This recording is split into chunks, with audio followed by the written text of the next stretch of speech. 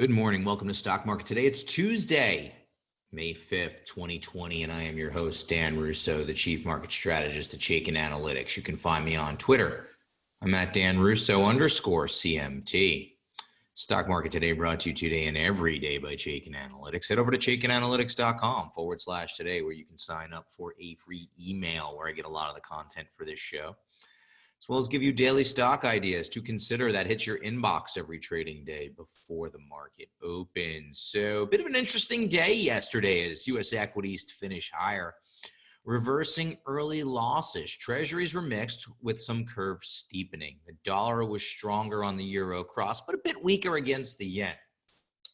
Gold was up 70 basis points and WTI crude settled up 3.1%. At the sector level, energy led the charge, followed by technology. On the loser side of the board, the airlines weighed on the industrials while financials also underperformed. And as we get to the desk this morning, S&P futures are up about 1% in Tuesday morning trading, and a little bit of a follow through from what we saw yesterday. Asian markets were higher overnight, and European markets are seeing good gains as well, though some markets still remain closed for holiday, especially in Asia. Treasuries are weaker across the curve, but the dollar is stronger against the euro and the yen.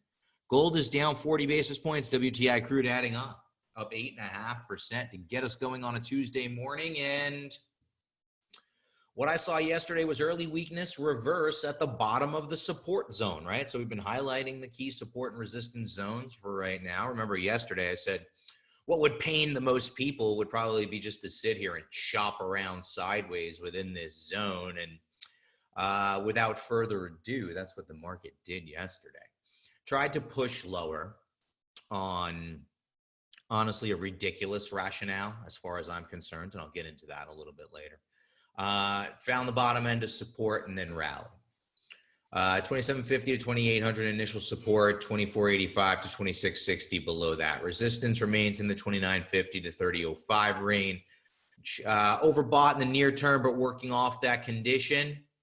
Chaikin money flow is bullish. So chop sideways here in the near term, to me, would inflict the most pain on the most people, as far as I'm concerned. It would frustrate the most people anyway.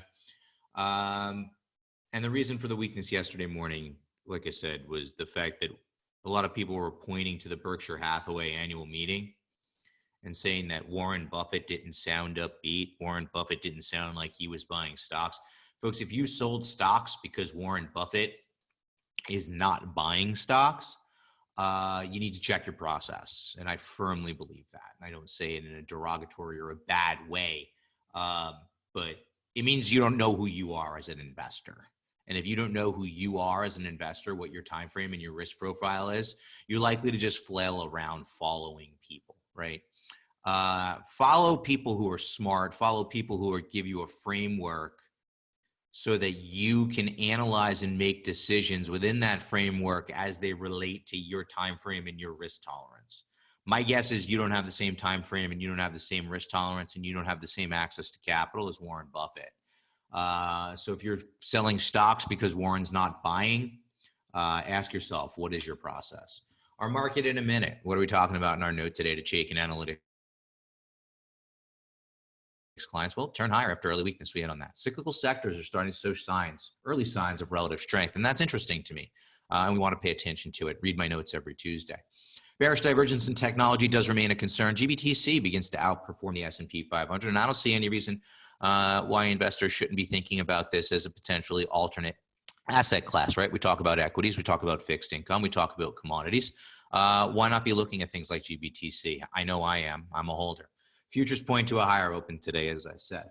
Let's take a look at the major indices now from a power bar perspective. The Dow tacked on 8 basis points yesterday, 2 to 14 bulls to bears. S&P 500 up 28 basis points yesterday. Power bar ratio actually weakened, 38 to 171 bulls to bears there. NASDAQ outperformer as it has been, 20 to 26 bulls to bears. Ratio weakened. Small cap slight outperformer yesterday as well relative to the S&P 500, 264 to 398 bulls to bears. Bonds downtick, energy big outperformer, still 0 bulls, 18 bears. Within the energy complex, according to the Chaikin Power Bar, large cap stocks are more bearish than small cap stocks. Major markets are mixed. It's our stock of the day, right? Because the fan mag stocks gets a lot of play, right? They get a lot of play. For here too, I write about them every week. We talk about them. But there really is just kind of a broader group of tech and consumer tech leaders. And I think Adobe belongs in that group. ADBE, I'm highlighting it in my note today to Chaikin Analytics clients. Adobe has a bullish power gauge rating here at Chaikin Analytics in the software group, which is strong. Adobe's in a strong trend above a rising long-term trend line, which has acted as support of late. Continues to outperform the market, overbought, oversold, middle of the road, but heading towards an oversold condition while Chaikin money flow is bullish. I like Adobe. I own Adobe. In full disclosure, I own Adobe in my personal account, and I think Adobe is the type of name that you want to be paying attention to in the current market environment, right? It's a leading stock in a leading area of the market, continues to be in an uptrend, held up well through the sell-off, right? And is building a base here. I think there's a few ways that you can play it. You can wait for an oversold condition within the context of this kind of consolidation that's playing out. I think you can play a breakout through to 360.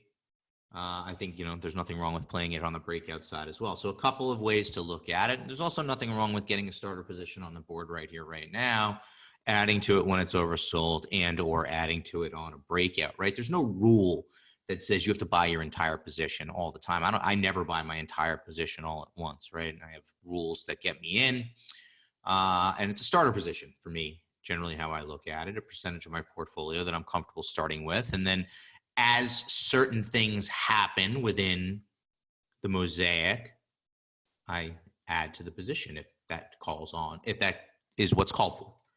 Let's take a look at our sector tracker now. Movement in the major sectors over the last 5 days. There's energy still at the top of the list, comms and tech.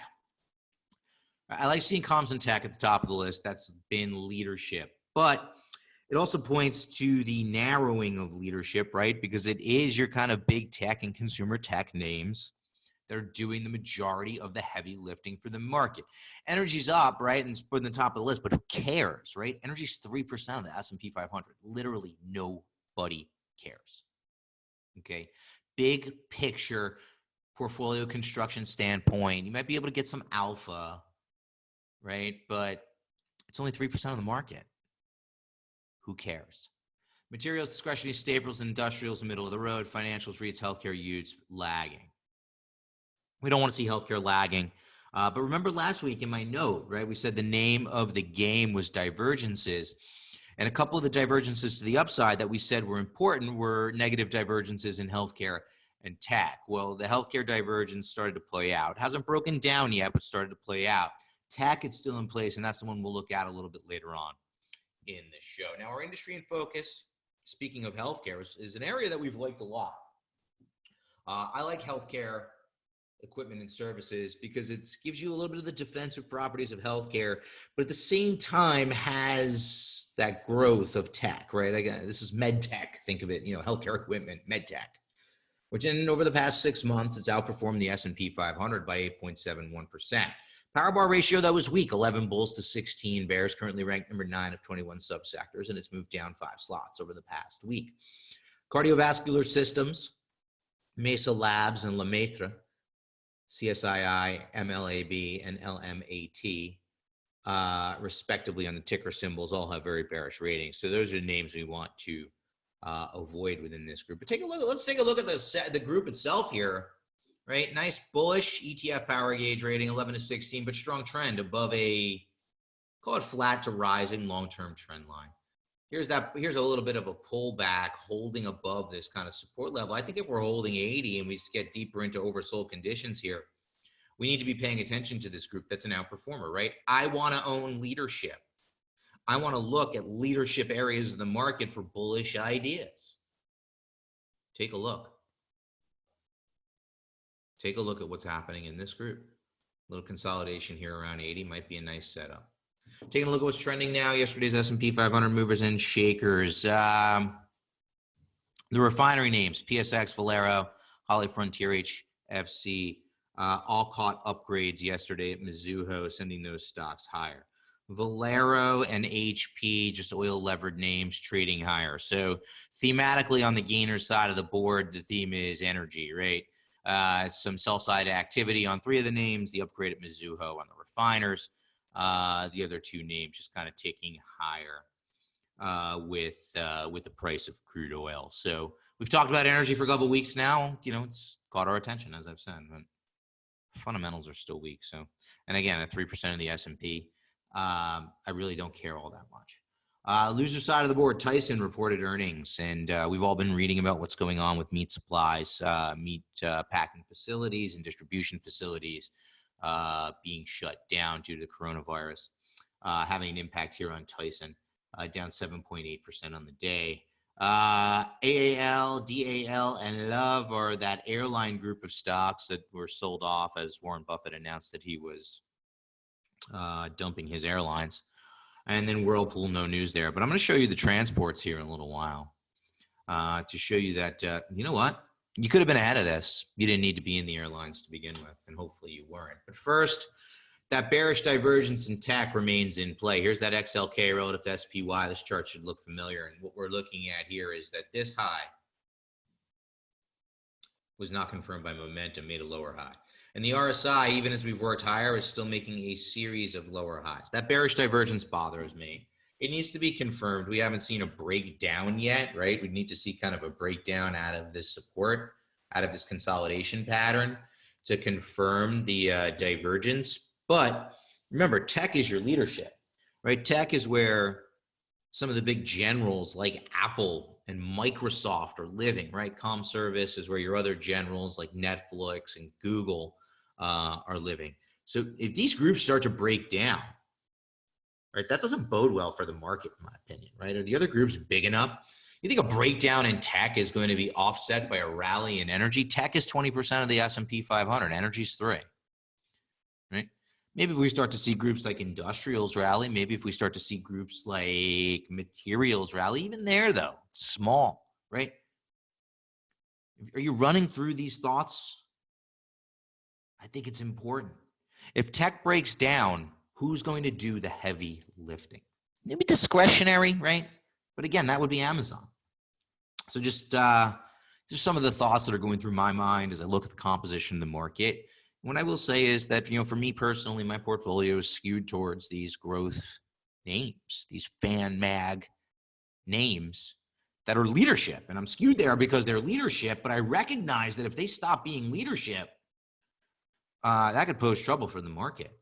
And, we'd have to act quickly and honor our risk management to get out. So make sure you're managing your risk as concentration becomes much more top heavy. Here's the transports, IYT, by the way, where a lot of those airlines reside. And you can see the breakdown with the market, right? Initial bouts of coronavirus. But here, using the scooter line in StockCharts, you can see just a precipitous decline, a steady downtrend, right? Underperformance. This has not been a strong area of the market for some time, right? There was no need to be in this area. There was no need to be fishing around in the airlines, right? Only to be caught off guard that Warren Buffett's dumping his airlines, right? The trend was in place, below a 50-day, below a 200-day, breakdown through support, right? Underperforming. No need to be there, right? Should not have been, yesterday should have been no news, right? And it was amazing to me because if you look, a lot of the retail investors were flocking to the airlines. Why? No need. Do your own work. Figure out what works for you in your time frame. Finally, starting to see GBTC as leadership. Here it is relative to the S&P 500. We got a topside breakout through a downtrend line as the fund rallies to the 200-day moving average. So we're similar to the market. We're stuck between the 50 and 200, but this relative strength has piqued my interest. And as I said, I am a holder. I think it's something that folks should be looking at as a different asset class. That'll wrap us up from today. Take a test drive. I'll be back tomorrow. Hey guys, Grayson Rose here with StockCharts.com. Thank you so much for watching. I hope you enjoyed this video. Remember, if you did, give us a like down below, leave us a comment. We'd love to hear from you. And most importantly, don't forget to subscribe to our YouTube channel for daily content from an incredible collection of technical analysts and financial minds. We'll see you back here very soon. Happy charting, my friends.